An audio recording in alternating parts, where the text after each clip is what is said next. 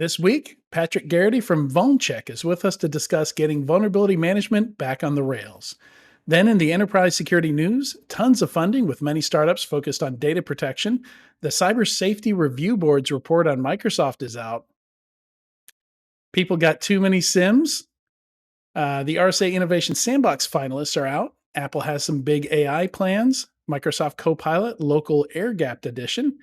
Microsoft says you're using Copilot wrong. NVD might be alive. The XZ backdoor, and what's a RU badge? All that and more in this episode of Enterprise Security Weekly. This is a Security Weekly production for security professionals by security professionals. Please visit securityweekly.com/subscribe to subscribe to all the shows on our network.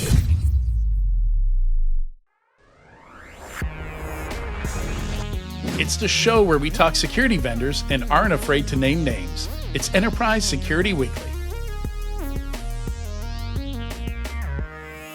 Identity is at the core of every great digital experience. Ping Identity's solutions support the scale, flexibility, and resiliency required by enterprise-level IT teams for lasting digital transformation. With 99.99% uptime and over 3 billion identities under management, they're the only identity vendor that's proven to champion the scale, performance, and security of large enterprises. That's why Ping Identity champions your unique identity needs. They give you the tools to offer your users the right access at the right times, no matter how they connect with you. Visit securityweekly.com/Ping Identity to learn more. 2024 will be the year of cryptography, driven by compliance requirements like PCI DSS 4.0 and the long-awaited NIST-standardized post-quantum algorithms. No longer can enterprises take their cryptography for granted. Cipher Insights from Quantum Exchange brings clarity to cyber risk blind spots that other point-and-scan solutions miss. The continuous network monitoring and response tool flags, scores, and prioritizes dozens of crypto risk factors in near real time, displayed through a single user-friendly dashboard for efficient management and remediation. Empower your NOC and SOC teams with actionable intelligence. Demonstrate proof of strong encryption required for zero trust. Gain the visibility and crypto inventory needed to begin your quantum-safe journey. To learn more, visit securityweekly.com/quantum exchange. Graylog is on a mission to make threat detection and incident response easier, faster, and more affordable. They help cybersecurity teams reduce risk across attack surfaces with SIM, log management, and API security solutions. Their newest offering, Graylog API Security, adds a new layer of defense by discovering rogue APIs, monitoring for threats from inside the perimeter, and providing detailed guided responses. Full fidelity capture of API requests and responses ensures you can perform complete investigations and meet regulatory requirements. Some popular and persistent API myths have almost become threats themselves. Go to securityweekly.com/Graylog and watch the video there to debunk the top 5 misconceptions surrounding API security.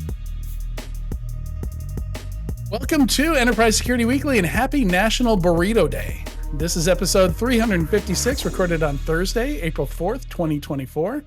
I'm your host, Adrian Sanabria, and joining me is the Dean of Detection, the Knight of Newsletters, Darwin Salazar. How are you, Darwin?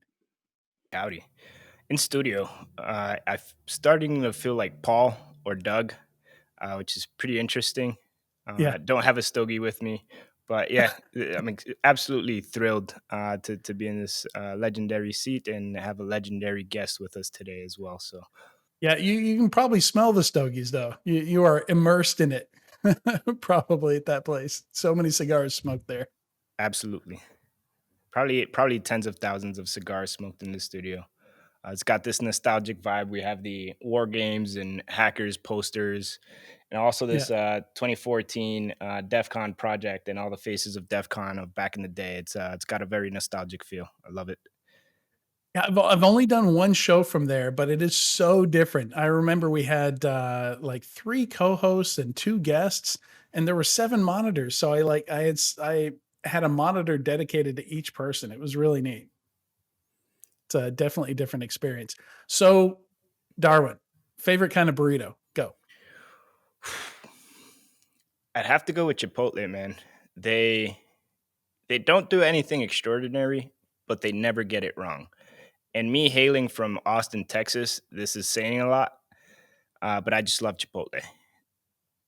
Oh, So and what do you go for at Chipotle? half steak, half chicken, pretty loaded. Mixed veggies, rice, beans, Loaded up. queso, lettuce, guac, sour cream, cheese, all the toppings. Very nice. What kind of Yeah. what kind of beans? You a black beans or refried beans guy? You brown rice or white rice guy? White rice for I sure. I And need to then know this to be able to judge you. yeah, I just hope you're writing it down so when we hang out, you could buy me the perfect burrito. There you go. Um, so it depends on the day, but usually the refried brown beans. Okay. All right. All right. And let's see. We have a quick announcement here, and then what? Yeah, I feel wrong, Patrick, leaving you out of the burrito conversation. I haven't introduced you yet, but I was let's. gonna double down on Chipotle. I eat a burrito bowl though because I can't eat gluten. Oh, So okay. No certainly tortilla. rice, but Yeah. yeah, I mean that Pancheros is another one that's pretty consistent and fast. I usually optimize towards like speed. Yeah. Like give me food, I'm hungry, and then Yeah. go back to. Yeah. But there is a really nice if you're ever in Plymouth, Michigan, a Barrio, really nice restaurant that has good burritos and Mexican food.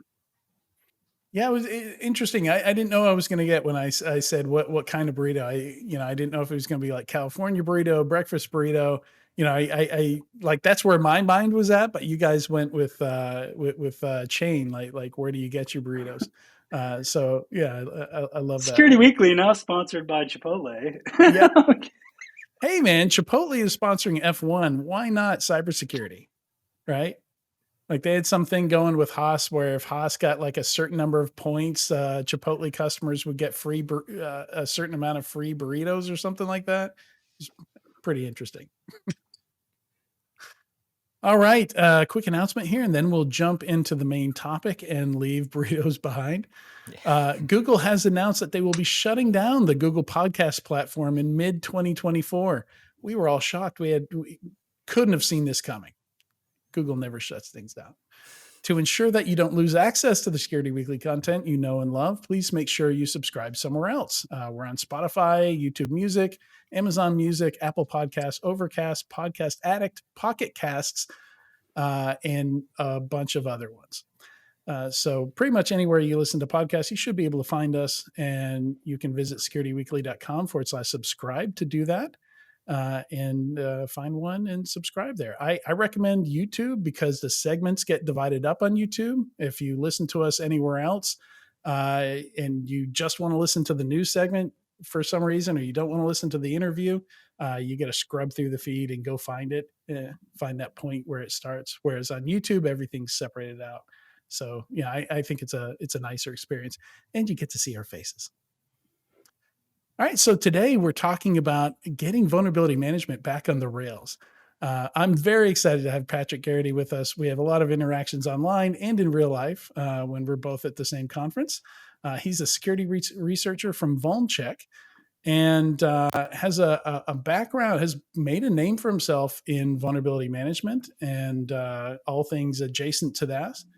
And in the past has worked for Nucleus Security, Blumira, Census, and Duo Security. Welcome to the show, Patrick. Thanks for having me. I'm excited always to talk about vulns. It's a lot of fun these days. Yeah, so I was touching in the background a little bit there. How did you find yourself in this? So I feel like a lot of it. You seem like an extrovert. You seem like at least you're an ace at getting content produced and research produced and up on LinkedIn and creating that conversation and kind of capturing and guiding that conversation. So like how were you like that at Duo? Is this a more recent thing that you kind of learned the how to grow stuff on LinkedIn? Like where did all this kind of spring from? Oh man, you're asking a tough question. It's a long history of being in cybersecurity, building cybersecurity companies. And it's kind of interesting because like I'm relatively new to your like pure play vulnerability management. Like 2 years, I've been Yeah. playing around like seriously. But if I rewind a little bit, it's like, yeah, I helped Census spin out of the University of Michigan, and I don't think I really realized like I thought we were just conducting scan stuff and selling that to teams to look at things from different perspectives. So, yeah, a lot of what my work has been on the go-to-market sales engineering side, helping people adopt new technologies. MFA, everyone when I went to Duo was like, why would you go to an MFA company? Nobody cares about MFA. So some of this is market timing too. And when I was at Duo, the biggest problem was how do we understand how this works? We've never used a cloud service. And so I built all the network diagrams. So if you've ever implemented Duo and the documentation, it's like I built all the docs, all the network diagrams, and pictures really help people understand how they could adopt a cloud service for the first time. So I never really thought a full-time, gig of like security research and drawing pictures from data would be a real thing. I mean, I do a lot of other things too, but yeah, just the evolution of like understanding product and marketing and sales and working with practitioners all the time, pretty much over 10 years kind of came to this place of like, nobody, I think Scientia and Jay Jacobs and some others visualized Vuln data, but most people see Vuln data as like an Excel spreadsheet. And a bunch of CVEs. So, timing of like CAEV coming around and exploit data really becoming more commoditized and available, kind of created this opportunity for me to start, just visualizing different elements. And then there's the fall of Twitter, I think too. I was on LinkedIn, so everyone rushing over to LinkedIn while I was doing it probably contributed as well. But yeah, really passionate and just always in security, genuine curiosity. So I'm trying to learn this stuff myself, and then teach people along the way what I learned from working with practitioners and product teams and the like. So yeah, it's pretty fun thing to be able to do. Yeah, and it is kind of an exciting time. EPSS and CISA's Kev. I remember for years, and even when I was at 451 as an analyst, I would write about this a lot. I think I shared some of the stuff I wrote with you, and one of the things that I would harp on is we almost need to just like throw out everything in the CVE catalog and just start from scratch and say, okay, what are the things that actually matter? And then when I saw CISA Kev come out, I was like, there we go. Yeah. Okay, that's now we're heading down the right path. And the problem was the industry, that huge CVE catalog and that catalog of everything that traditional network vulnerability scanner can scan for, like that was the marketing was we can find more stuff than the other guys. And it seemed like a great idea. It seemed like a great selling point until you were drowning in all the stuff they could find and you realized most of it didn't matter, wasn't really, you weren't going to get hacked by 99% of it, so then it became a problem. And we saw, I think, one of the first cases that was bizarre in the security industry. We saw a market pop up to solve a problem another market had created. Right? We saw the risk-based vulnerability management movement. I remember working with Kenna early on when it was Risk.io before they had, Risk.io. Yeah, and the obvious reason for that is there was also Risk IQ, and sometimes their booths were right across from each other at the conference. And it was very confusing to have Risk IO and Risk IQ.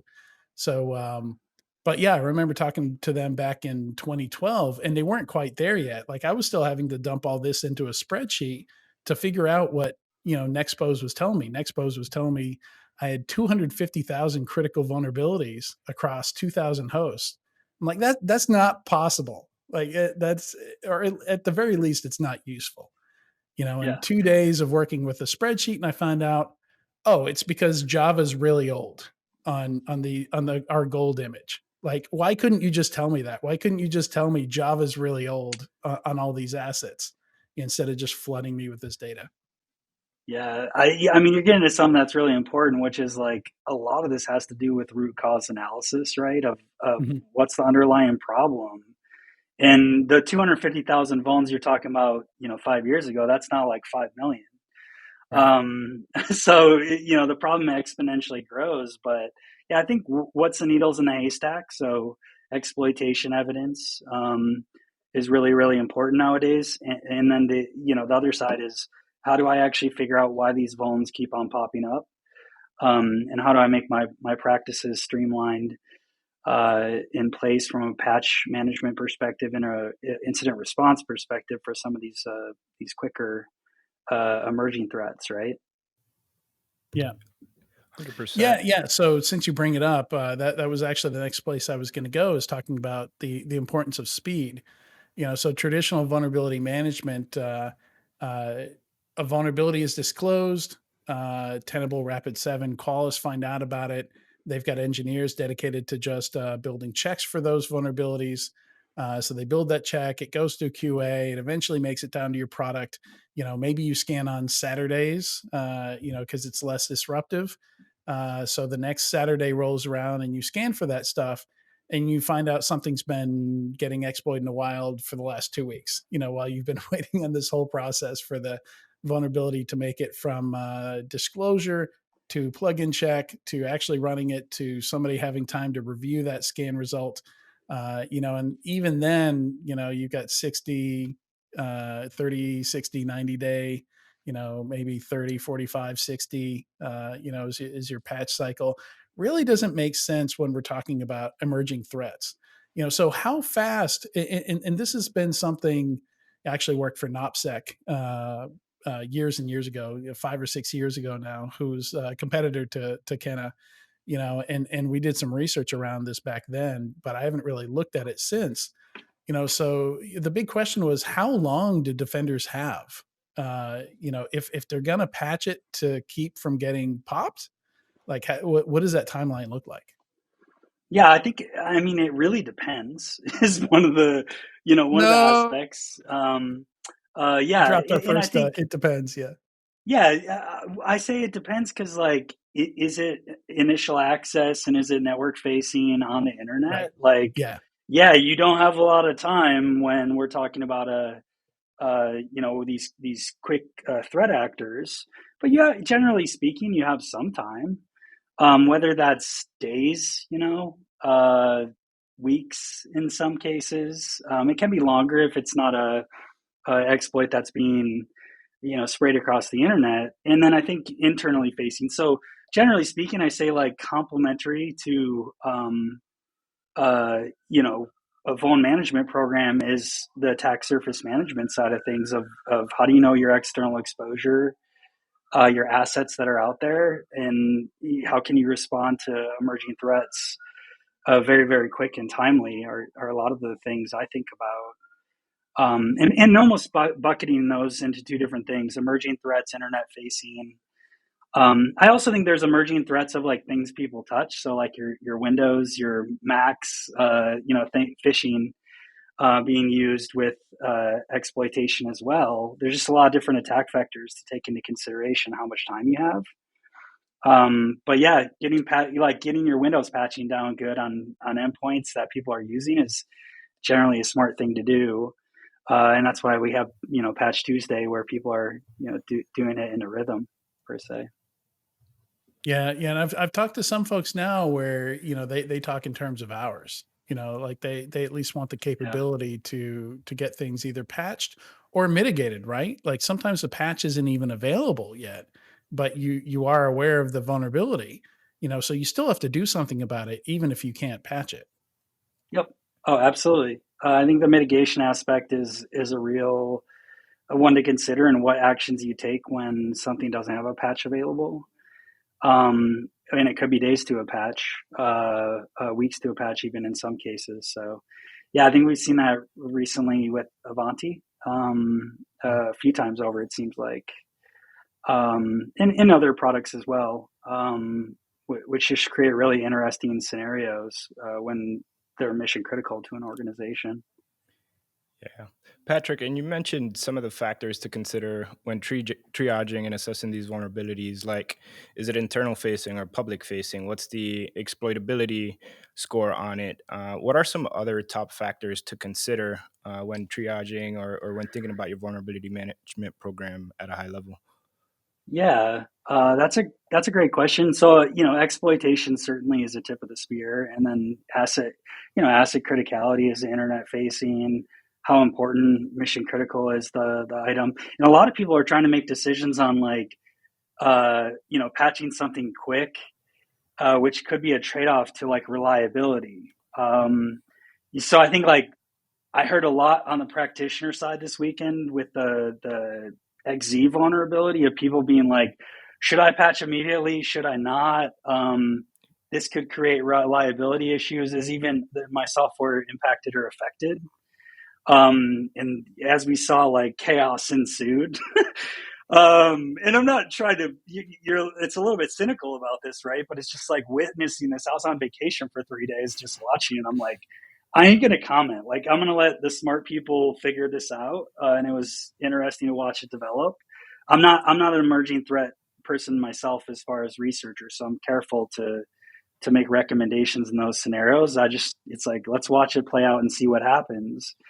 So I think generally it's a really tough position for security people to be in, trying to make sense of what the impact of these threats are. I think at a broader scale, so I think community-driven intelligence is really, really important, which we witnessed this week. We witness every week, it seems like. Open source intelligence, right? So like what exploits are being developed, what exploitation activity is there. What are security advisories saying? What is EPSS saying from a threat perspective? What is the underlying vulnerability? Is it remotely exploitable? All those factors, right? You can take into consideration. And I always encourage people, it's like you can decision tree this stuff out. So you can make some sense of how quickly you should respond. But yeah, generally speaking, I think like there's a bit of fatigue in VM right now with like continually, week after week, just getting hit with publicly facing exploited vulnerabilities. I don't know that there's a silver bullet right now to solve for, but definitely the exploit side can help in getting much more effective intelligence to be able to make decisions on this stuff quicker, faster. Right, and there's also the CAEV. They recently added the ransomware. Has this vulnerability been leveraged in a ransomware campaign in the past? Yeah. And they added that in October of last year. Are you aware of any other opportunities that can help with prioritization or contextualization like that? That if you had a magic wand, you would recommend to CAEV? And let's take a moment for folks who don't know, like we've dropped EPSS and now we're talking about CAEV. For people who don't know what those are, let Patrick, if you want to do like a quick explainer on that. Yeah. So CAEV, CISA, U.S. government's known exploited vulnerabilities catalog, is a list of CVEs that they've confirmed as exploited in the wild, and they have a patch available. To highlight as well, we actually started giving away our CAEV list, which is about twice as big, which is inclusive of CISA-CAEV as well, to try and help get more evidence of exploitation. So generally speaking, I think in that realm, like that's very high fidelity, actionable stuff that you can go look at and say, hey, what's externally facing, what's exploitable? We should probably fix anything that's on a list of known exploited vulnerabilities externally, and then internally, what mitigations do you have in place, or how can you get these things resolved and patched as well? And then the exploit prediction scoring system. So those are like 1,000 to 2,000 vulnerability lists, really actionable compared to the 250,000 in the NVD. Which is the National Vulnerability Database. Yeah, much more manageable, right? Yeah, like that is a great place to start. Very actionable. Make some progress on that. Easy decision tree for small companies. Like, is it externally facing? Is it a CAEV? Fix immediately or prioritize those. Right. Internally facing, maybe secondary. It's not being exploited or hasn't been exploited. Maybe you can deprioritize, those or not fix them. And then I think, as we're looking at beyond known exploitation, the exploit prediction scoring system essentially is a machine learning model that looks at indicators of threat. and then scores all 240,000 vulnerabilities with a rating of probability of likelihood of being exploited in the next 30 days. So generally speaking, things with a high score, it's a 0 to 1 scale, so 0% to 100%. But things with a higher score, right, likely correlate often with threat in the wild, and have a higher probability of being exploited. So like if something has a 50% or 0.5% probability of being exploited, you probably want to fix that. Is generally the theory there. So known exploitation first. I think EPSS is another good Predictive indicator. exploitation. Yeah. Yep. Yeah. Predicting. And then I think beyond that, like starting to look at, you asked beyond ransomware, it's like looking at what's associated with a botnet. What threat actors are associated with it? What industries are they targeting? Like you can go on and on. What exploits are available for a vulnerability? Because often exploitation is a good indicator, or exploits availability is a good indicator that threat actors might weaponize it. So those are a lot of the different things that I think about. And then you can, as organizations want to, you can go deep and deep, days long, MITRE TTPs. Is there a Metasploit module, a commercial or weaponized exploit available? Chatter on dark web, chatter on internet like Twitter, LinkedIn, other places on the internet. So yeah, it's a lot. So normally I think what happens is someone that I see will start small and they'll increment. But once they get to like 3 or 4 things, it gets really overwhelming. Because there's literally like hundreds of things as far as sources that have information on vulnerabilities. And so it's just Somebody should build a platform that difficult. just like pulls all that stuff together. I know. What a great idea. Yep. Yeah. I mean, and essentially like that's what a lot of people are looking for. Is more intelligence and more information that's streamlined. And I think like, I know we're going to talk about VulnCon, but like machine readable formats, like this stuff needs to get automated. Like the more and more we can automate vulnerability management, that makes it more achievable in patch management for organizations. Well, also to Darwin's question, I throw out there like there's a lot of boring stuff you can do that helps also. Like, has this software ever been used? No. Okay. Why is it running on this? Like we don't have to patch it if we don't need it, and we can get rid of it. So like get rid of all that stuff that's not being used. Like there's even tools out there where you can run a container and it will make recommendations for, like, you can strip out 60% of the libraries in this thing because they're not being used. And guess what that does for you? It reduces that overhead, that load when you do your vulnerability management, right? One product I really like, I don't know if you've heard of ChainGuard, but like, yeah, they're literally shipping like vulnerability free images, right? Or not images, containers.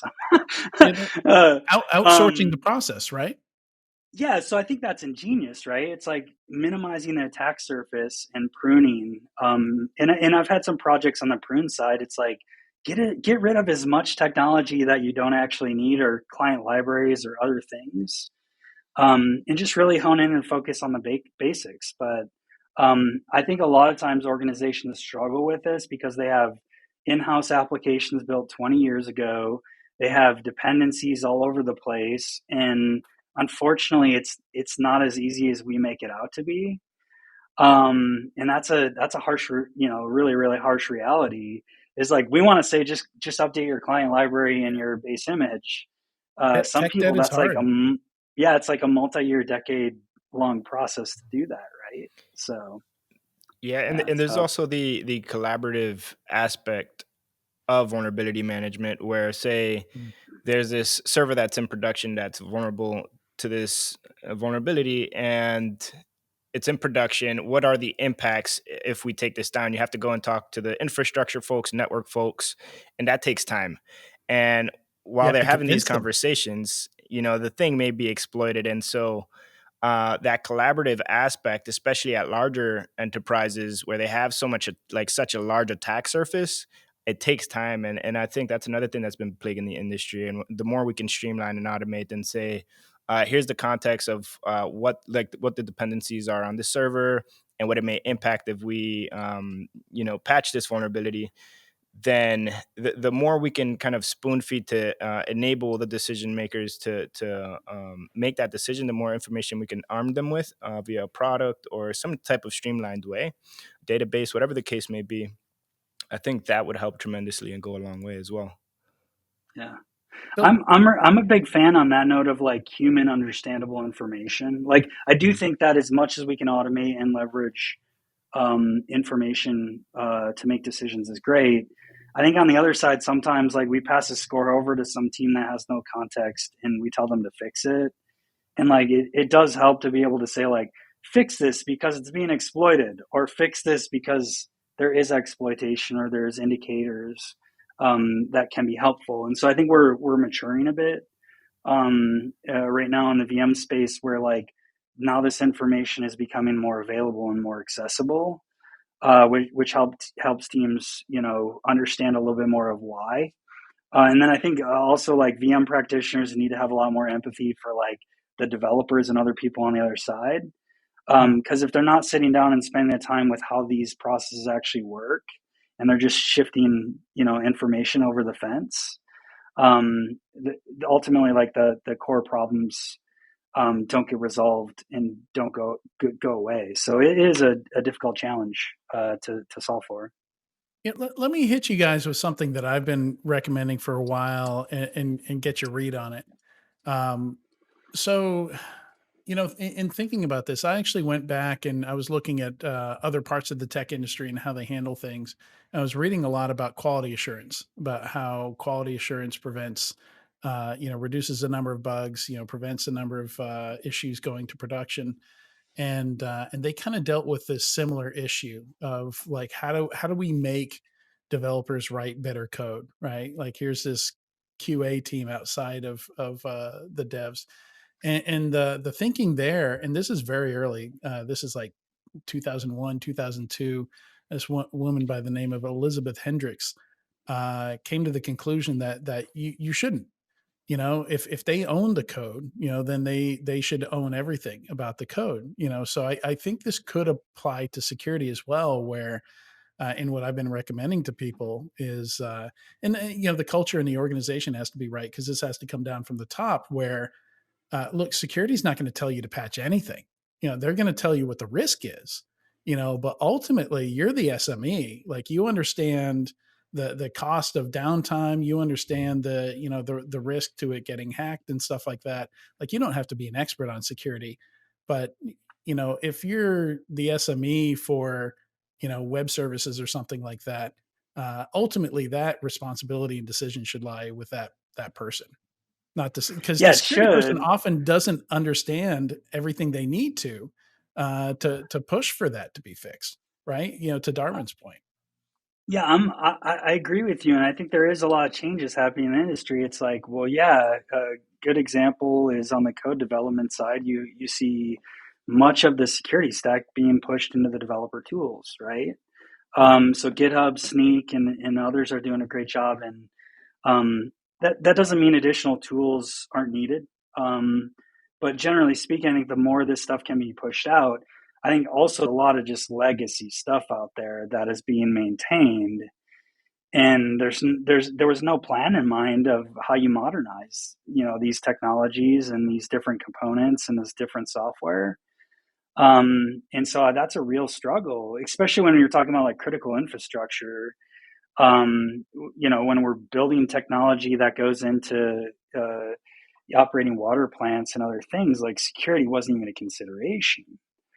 And then we put these things online, right? So there's just generally a lot of tech debt to navigate. And then how do you help those organizations focus on the right things that are going to make a substantial difference? And I wish we could just say like, take these things off the internet, but like, that ship has sailed. Pretty much everything is connected, regardless of whether it was built secure or not. So there is a lot of tech debt I think organizations are playing right now and starting to see and realize that needs to get taken care of. Yeah. So going back to something you mentioned earlier, you mentioned the XZ backdoor. So one of the debates I've seen out there, and maybe this is something you would avoid, so don't feel like you have to answer it. But there's been a lot of debate in, should this be given a CVE and handled like a vulnerability, or should Yeah. it be treated like malware? Should it be handled because it is malicious code in a library, but it happens to come in like a vulnerability comes in, right? Like the delivery mechanism is a new version of the software. Yeah. So why can't we have both? Um, yeah, I think the Okay. aspect is yeah, typically like malicious software is tracked, right? So I think that's good. I think in this scenario, like the malicious, package made it into products that are substantially used. So Mhm. I think from that perspective, the way people get visibility in that is typically a CVE. So I think in this case, it makes a lot of sense. That doesn't mean like we should do it for everything. Like there is a bit of CVE fatigue where it's like assign everything a CVE under the sun, and it's like if a product isn't being used and it's just an open source thing that someone created so they can get a CVE on their resume, which we see happening a lot, like that doesn't help anyone. It really doesn't. But when you see something like this and it starts getting into software, Yeah. and I think it hit home because I think Kali Linux was impacted. Yeah. So I think security researchers like probably really excited about this, right?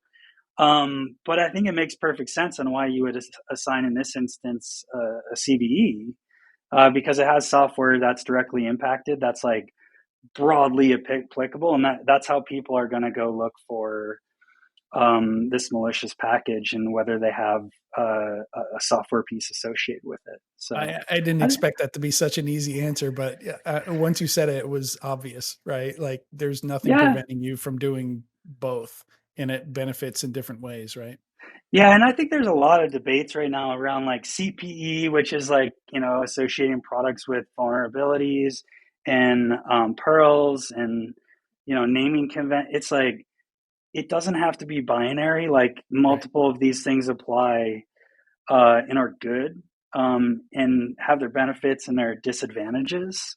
So I think we're experiencing a lot of growth there. I think in the security industry of trying to figure out and make sense of all these different standards that don't really Yeah. mesh together.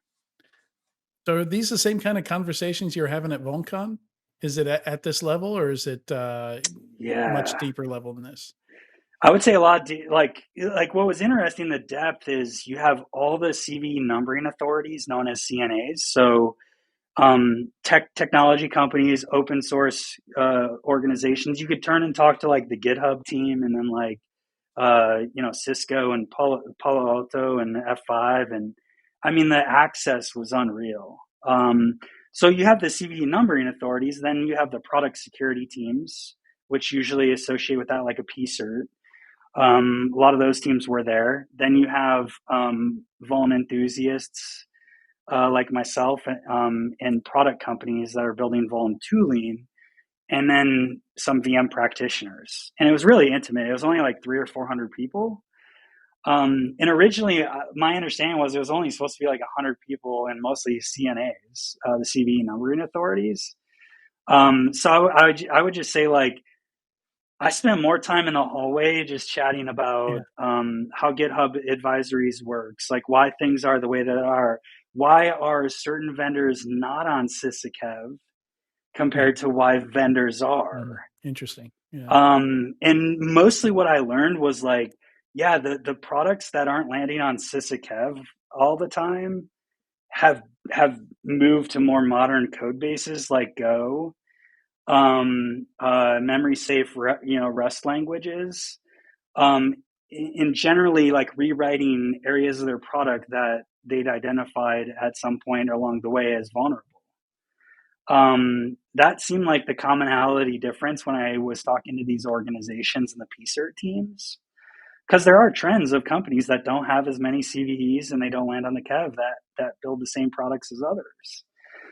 So I think like being able to get answers to those questions that like you see in the data every day when you stare at phones, but you don't understand why, was a pretty cool experience, from my perspective. Why did you Um, do this? Why did you do that? what did I do? I pointed to my hand. No, no, it's like, Oh, you're talking about the access you have to people, like, you can pull yeah, something up and you're the one that yeah. analyzed this and published it. Why did you do it this way? Yeah, yeah. I had to Yeah, be careful, right? Because like it's like yeah, I don't want to shame anyone. I just want to understand, right? right. So like getting to talk to people that experience different product lines, and getting access to that, and just having a better understanding of how these organizations work, and also the reality that like some security product teams or product teams have huge teams, other ones have like one or two people. So there's resource constraints you have to think about, in consideration as far as where investments are made, and who has control over these things. So I think, like, genuinely speaking, like it was just really awesome. The ability to speak to the different teams, product organizations, and kind of help drive, and validate some things as far as my own research, which was pretty cool.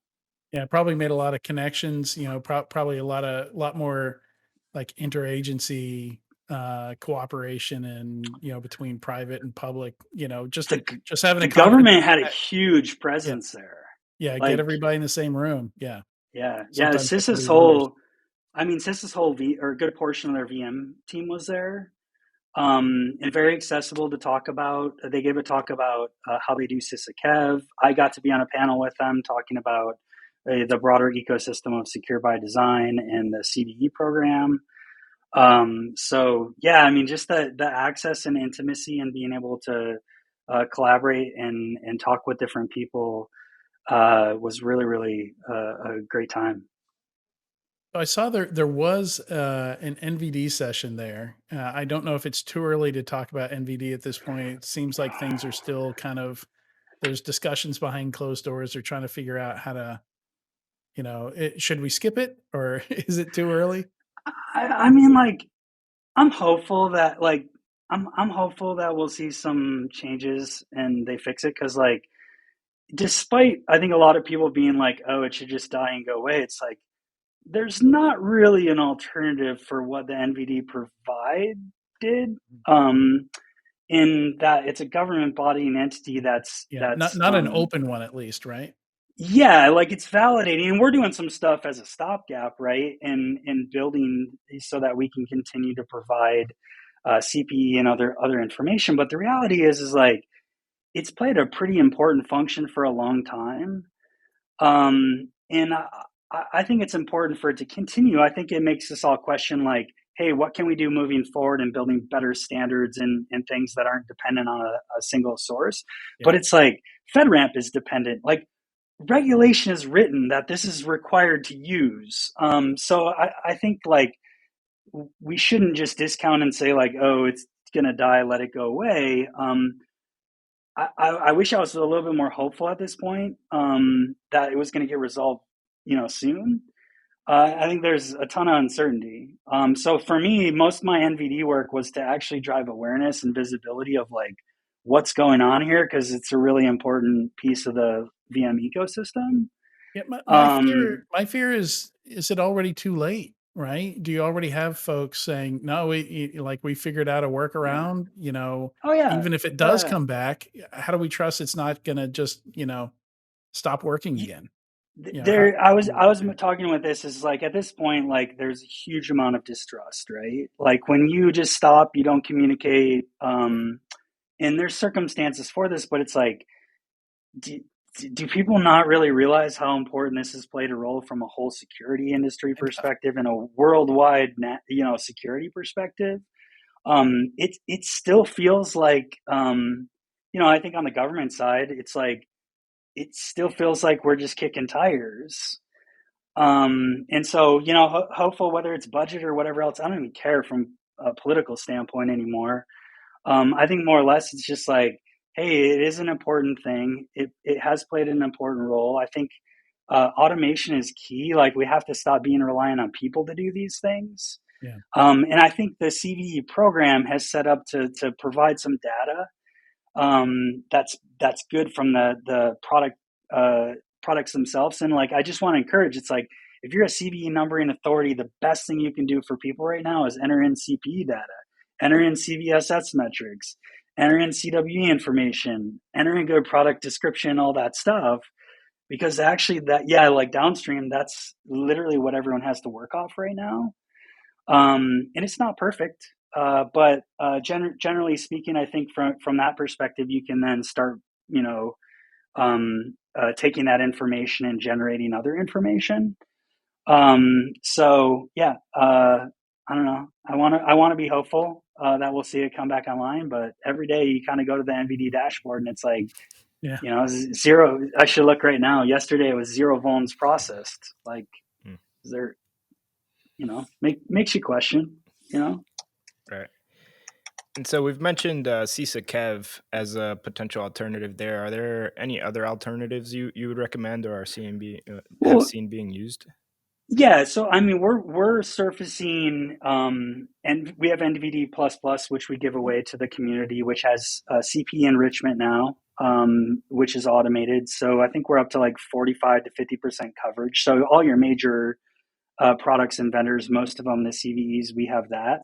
So we have a lot of OEMs and other companies consuming that.